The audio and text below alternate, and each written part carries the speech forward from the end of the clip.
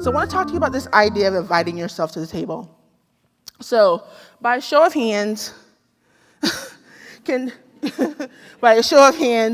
anybody let me know if you've had an idea that you want to execute or an idea that someone else has created that you want to be involved in, but it never quite happened for you? Raise your hand if that's happened to you. Whoa, everyone's hand is up. Keep your hand up if you feel like this might be a defining sentiment of your career, like you feel like this might keep happening. Okay, not that many hands. That's actually great. So we live in a world now of super interconnectedness, right? The creative industry is booming. Technology is lucrative. Now we have access to people and places and capital that we didn't before we were locked out. Now we have tools that really help us, maybe execute ideas. And so with all that interconnectedness and all that access, we often still find ourselves not quite having the impact that we like, not quite taking advantage of opportunities. So like some of you, I felt like that might be a defining sentiment of my career. I always thought that I might be on the outside looking in.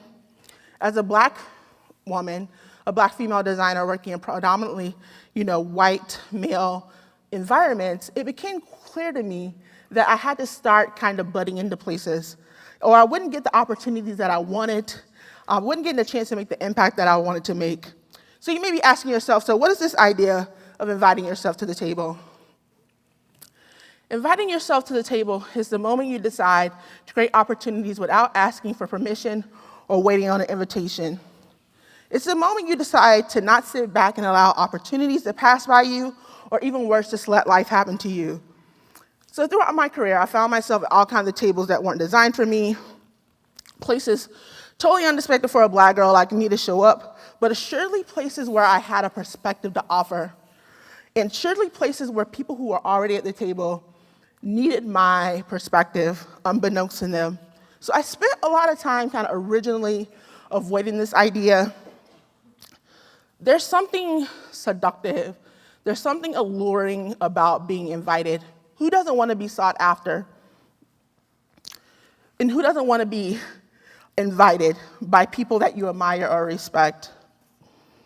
And for all the other reasons you might imagine, fear of failure, fear of rejection, not being able to execute on my big ideas, could I survive or even thrive in these spaces? So my lens comes from typically race and gender, but I think self-doubt is something everyone in this room can relate to. So we as humans, we tend to draw from our past experiences. For me, a lifetime of socialization, a lifetime of messaging saying that I didn't belong in certain spaces was a stumbling block. Now I could continue to believe that, but I wanted to be able to realize my big ideas and be able to execute them. And so when you start to look at the problem a different way, I wanted to restate it. So how might I begin to make my own opportunities? So I decided to start inviting myself. So one of my favorite kind of examples of this is the Detroit Water Project. The Detroit Water Project is a project created by myself and Tiffany Bell back in July 2014. So a story broke. The United Nations said they were going to come to Detroit to help with this unprecedented water shutoffs. Due to this bad city mishandling, exacerbated by old infrastructure, poor city bill management, seniors on fixed income, low income households, mothers, single mothers, were having their water turned off in record numbers. So Tiffany and I decided that we wanted to do something. We had a perspective. We didn't want to deal in Detroit politics. We knew that we weren't prepared to traverse that landscape. There are people who are much better at that than us. We also had a strong perspective that we wanted to have an impact very quickly. There were lots of groups out passing out water bottles, doing traditional crowdfunding, and we knew that we didn't want to take that opportunity as well. We wanted to make a quick impact, and we just wanted to pay water bills. And so we created the Detroit Water Project over a weekend. And to date, we've paid over $240,000 in water bills. So I want to, thank you.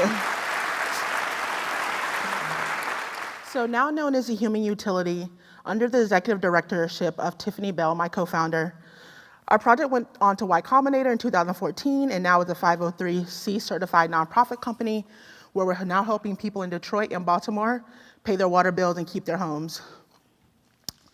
So this was the table I wasn't supposed to be at, right? I don't know anything about utilities other than the ones that I have to pay every month. We received pushback from organizations locally. We were discouraged by government officials and water utility officials. And frankly, 2 Black girls who graduated from HBCUs don't start technology companies that go to Y Combinator. So this is one example of one of my proudest, other than speaking here, of inviting myself to the table. But I've invited myself to a lot of tables. I was hired at Society of Grownups as the first designer. Now I lead both product and brand there. I spent a good deal of time at IDEO doing some of the best design work of my career. I'm working on a newsletter now that has thousands of readers, so I could rattle off a few more. But the most important point is, looking back, it's only in retrospect that I can now see how these opportunities build upon each other, and how inviting yourself to the table one time begins to build a positive cumulative effect over time. So I have a few rules, a few guidelines that I'd like to share with you today about kind of how I go about inviting yourself to the table. So my first one is welcome surprises. So it's about letting go of this idea of a predefined path toward success, where you begin to kind of construct reality in service of this idea. It would have been impossible 5 years ago for me to say, oh, I'm going to co-found a utility company, or I'm going to lead a fintech startup, or I'm going to start a newsletter. None of that was on my path. So Sarah Savasti, who is a professor at the University of Virginia Business School, spends a great deal of time trying to understand what makes the most successful entrepreneurs entrepreneurial. And so I've been reading a lot of her work in preparation for this talk. Now, every invite to the table won't be necessarily about entrepreneurship, but the idea is the same.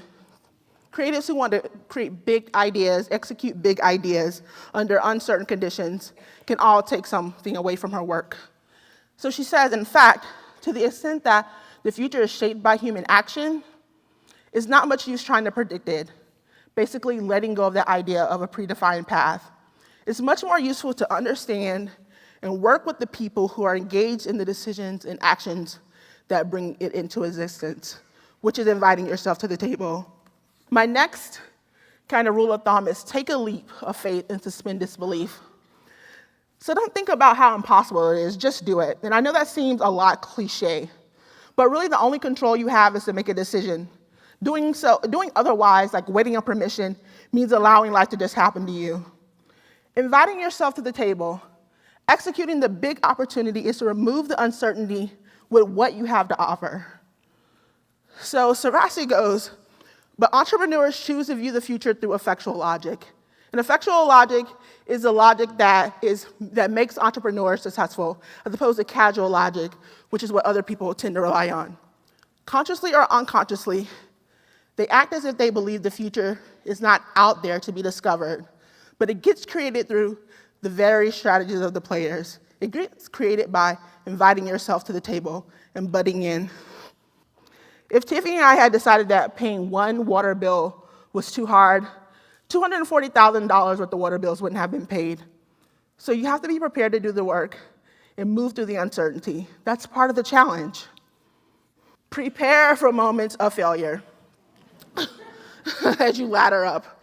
Things won't always work out the way you want to. I have a graveyard of failed invitations. Even in retrospect with the Detroit Water Project, Tiffany and I had even started to try to create 2 or 3 different projects before that project was even successful. So I've learned a lot of hard-won lessons, like which tables align with my values, who do I want to bring with me, and most importantly, who do I want to sit with? And it was only through lessons learned via those failed attempts that enabled success to eventually happen. It was commitment to the process and not the outcome that put me in a place to land in a more meaningful and impactful place than I could have ever imagined. So when you think about this idea of letting go of a predefined path, taking advantage of inviting yourself to the table means that you get to land in a place that you have never imagined otherwise. So my opportunities have ranged in various degrees, from making my own table to actively engaging willing gatekeepers like Sean to make room at theirs. But they're all a result of perspiration and a way in which I decided to engage the world with the lens on creativity and eye on justice. So creativity in tactics and execution, and a sense of justice, a strong internal duty to liberate your ideas, even in the face of dissent, misunderstanding, and rejection. So I spoke a little bit earlier about how race and gender define my perspective. But you owe it to the world. Inviting yourself to the table means the idea would have never been realized. You owe it to yourself.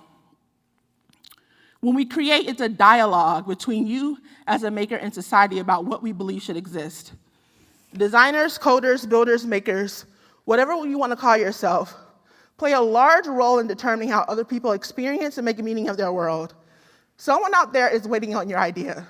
Someone out there was waiting for us to make the Detroit Water Project.